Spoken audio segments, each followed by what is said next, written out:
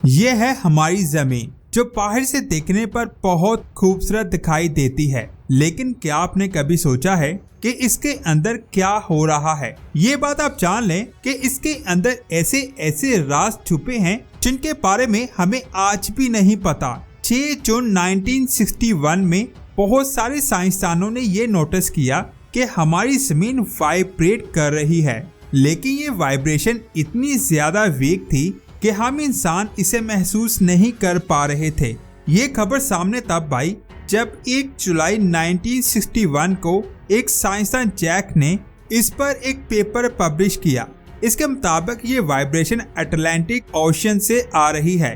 उसके मुताबिक जमीन हर 27 सेकंड में एक बार वाइब्रेट हो रही है। अब सोचने वाली बात यह है कि आखिर ऐसा क्यों हो रहा है। उस वक्त इसका जवाब किसी के पास नहीं था। उसके बाद कई साइंसदानों ने इसकी स्टडी की और पता चला कि हमारी जमीन 27 सेकंड्स बाद नहीं बल्कि 26 सेकंड बाद वाइब्रेट करती है। उसके साथ ही हमें ये भी पता चला कि इसकी सही लोकेशन गल्फ ऑफ जोइनिया है, जो अफ्रीका की कोस्ट लाइन के पास है। ये बात आप जान लें कि नॉर्थ हेमिस्फीयर में ये वाइब्रेशन समर में ज्यादा होती है और विंटर में कम होती है। ये मशीन जमीन की वाइब्रेशन के कुछ ऐसे ग्राफ बनाती है। ये लाइन जितनी ऊपर जाएगी वाइब्रेशन उतनी ज्यादा होगी। इसे साइंसदान सिस्मिक इवेंट कहते हैं। लेकिन ये सिस्मिक इवेंट होता क्या है? कभी कभी ये वेव्स इतनी स्ट्रॉन्ग होती हैं जिससे जमीन पर अर्थक्वेक्स आते हैं, और कई बार ये इतनी वीक होती हैं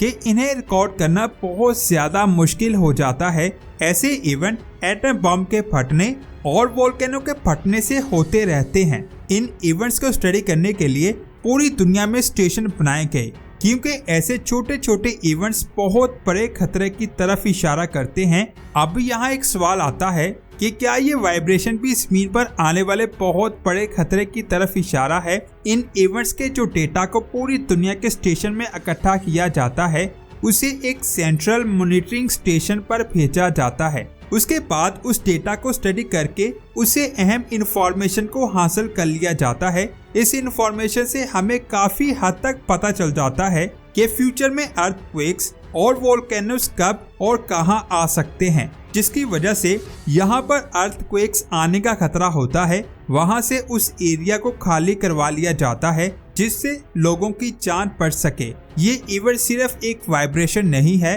बल्कि इसके साथ एक नॉइस भी आती है। कई साइंसदान का कहना है कि ये वाइब्रेशन हमारे सूरज की वजह से होती है। लेकिन कैसे? सूरज हमसे 15 करोड़ किलोमीटर दूर है, उसकी वजह से जमीन पर वाइब्रेशन कैसे हो सकती है? असल में सूरज की गर्मी जमीन के इक्वेटर पर ज्यादा होती है, जिसकी वजह से समुद्र में बहुत बड़ी बड़ी लहरें बनती हैं। जब ये लहरें समुद्र के किनारे से टकराती हैं तो ये एनर्जी जमीन के नीचे चली जाती है, जिसकी वजह से ये सिस्मिक वेव बनती हैं और जिसकी वजह से ये वाइब्रेशन होती होगी। मिसाल के तौर पर टेबल की एक साइड पर आप बैठे हैं और टेबल की दूसरी साइड पर आपका दोस्त बैठा है। उसने टेबल पर हाथ रखा हुआ है। जब आप टेबल को टैप करोगे तो उसकी वाइब्रेशन आपके दोस्त को जरूर महसूस होगी। इस एग्जाम्पल को देखते हुए साइंसदानों ने कहा कि हो सकता है कि जमीन की वाइब्रेशन इसी वजह से आती होगी, लेकिन इसकी कई और वजूहात भी हो सकती हैं। चाइना के साइंसदानों की स्टडी के मुताबिक ये वाइब्रेशन समुद्र की वेव्स की वजह से नहीं बल्कि वोल्केनोस के फटने से होती है, क्योंकि जिस एरिया से ये वाइब्रेशन आ रही है वहाँ के एक आइसलैंड पर एक एक्टिव वोल्केनो है।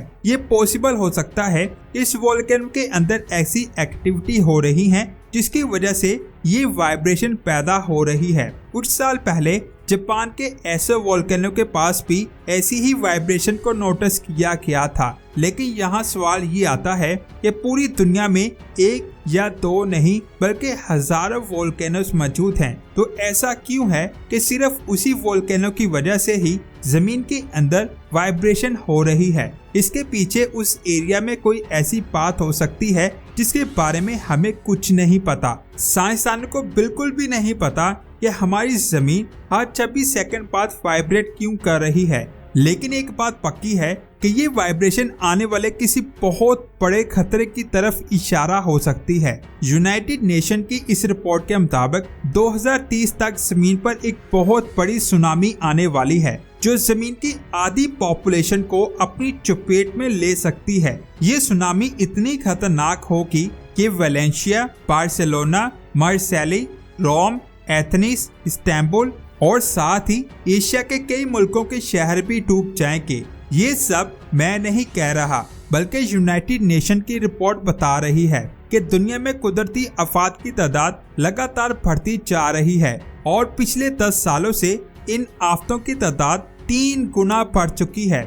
इसकी सबसे बड़ी वजह ग्लोबल वार्मिंग और पॉल्यूशन है जो हम इंसानों की वजह से होती है, लेकिन इनके अलावा कुदरती खतरे भी बहुत ज्यादा हैं और ऐसा ही एक खतरा है टूवा। ये इंडोनेशिया के एक आइसलैंड पर मौजूद एक झील है। ये झील देखने में आम झीलों जैसी लगती है, लेकिन असल में ये झील है ही नहीं, बल्कि इसके नीचे एक बेसिन मौजूद है। यह मैग्मा लगातार बढ़ता जा रहा है। साइंसदान का कहना है कि जब ये मैग्मा फटेगा तो सुनामी ही नहीं बल्कि बहुत खतरनाक अर्थक्वेक भी आएंगे। ये क्वेक इतने ज्यादा खतरनाक होंगे कि टेक्टोनिक प्लेट्स में शॉक वेव पैदा होगी जिससे पूरी दुनिया हिल जाएगी। लेकिन सोचने वाली बात यह है कि ऐसा कब होगा? ये कल, परसों या कई 100 सालों के बाद भी हो सकता है। यानी इसका जवाब किसी के पास नहीं है। इस झील में जो कुछ भी होगा वो अचानक से होगा और इसके बारे में हमें कुछ भी पता नहीं चल सकेगा। ऐसा ही एक और खतरनाक वोल्केनो स्पेन के एक कैनरी आइसलैंड में मौजूद कुम्ब्री वीजा है। ये बात आप जान लें कि जब एक नॉर्मल वोल्केनो फटता है तो उसे 10 दिनों तक लावा निकलता रहता है, यानी उसका एरप्शन पीरियड 10 दिन का होता है। लेकिन इस वोल्केनो में ऐसा नहीं होता।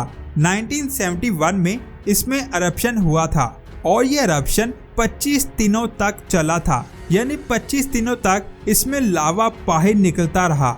लेकिन कई साइंसदान कहते हैं कि सन 1585 में ये वोल्केनो लगातार 84 डेज तक बढ़ता रहा था। जरा सोचिए, इसने उस वक्त कितनी ज्यादा तबाही मचाई होगी और अब कहा जा रहा है कि ऐसा इसमें एक बार फिर से होने वाला है। असल में इसके अंदर इतना ज्यादा लावा जमा हो चुका है कि इसके मुंह से इतना ज्यादा लावा निकलना भी मुश्किल हो जाएगा। इसीलिए इस वोल्केनो में इसके मुंह से 900 मीटर दूर एक और होल बन चुका है।